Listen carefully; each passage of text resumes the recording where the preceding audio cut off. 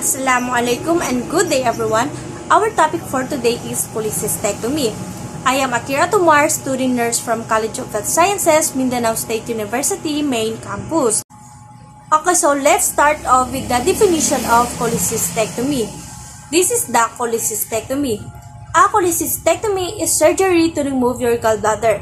And then this is the gallbladder. The gallbladder is a small organ under your liver. This is the liver, and it is on the upper right side of your belly or abdomen. The gallbladder stores a digestive juice called bile, which is made in the liver.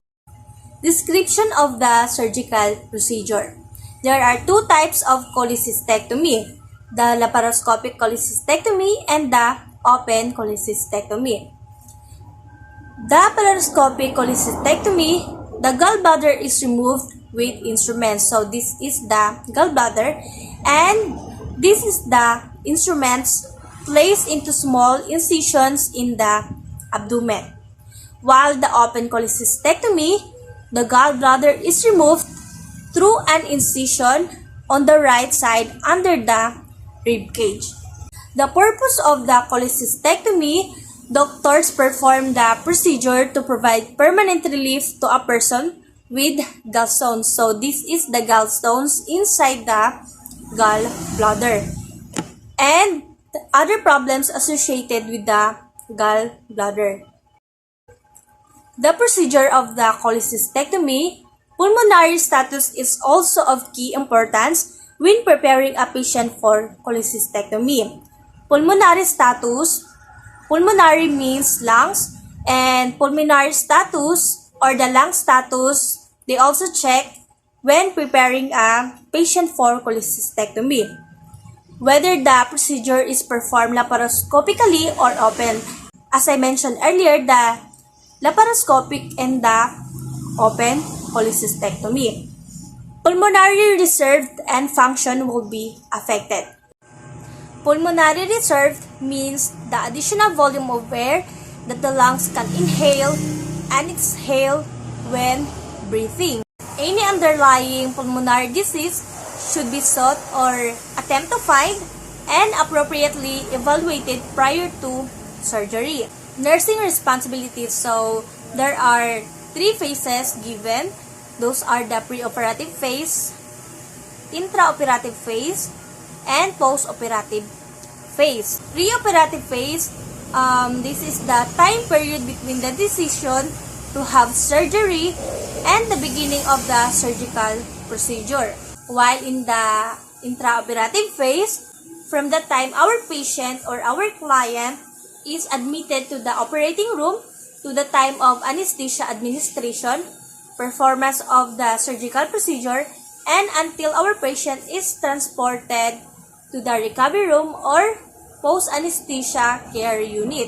And the post-operative phase, from the time our patient is transferred to the recovery room or post-anesthesia care unit to the moment our patient is transported back to the surgical unit, discharged from the hospital until the follow-up care. So, our nursing responsibilities in the pre-operative phase: eat nothing the night before your surgery, and stop taking certain medications and supplements.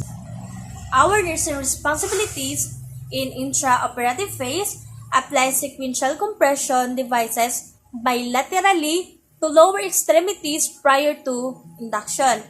And our nursing responsibilities on a post-operative phase: the action: you will feel tired for 1 week. Take your pain medication as a way to remain busy, needed, but remains as necessary for healing. 2 to 3 times everyday walk. This can reduce the danger of blood clots after surgery. You can use the staircase provided that you aren't weak or dizzy.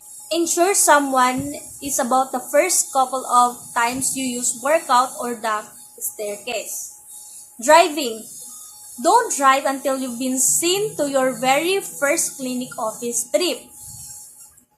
You might push once You're able to respond in creases and after you trip unless otherwise instructed by us. You shouldn't be taking pain medications more powerful than normal Tylenol, acetaminophen in the time that you are driving, nor if you've got a whole lot of pain, since this will impact your ability to respond immediately. Also, don't take Tylenol number 3 and Tylenol is at both. Let 6 hours between doses if you are attempting to take off yourself Tylenol by switching to Tylenol. Lifting or coughing.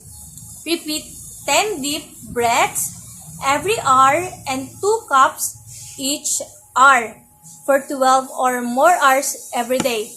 Whereas, awake for the first week following surgery to decrease the chance of lung issues or pneumonia. Don't lift heavy items greater than 8 pounds for your initial 4 months. Avoid abdominal pulling or pushing strain for these 4 months. When coughing,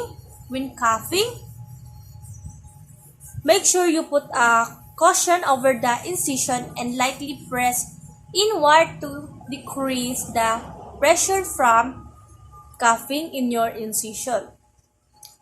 Incisions. Your incisions have been closed on the interior and a skin adhesive with suture over the incision. Therefore, don't try to eliminate it, the skin adhesive will dissolve.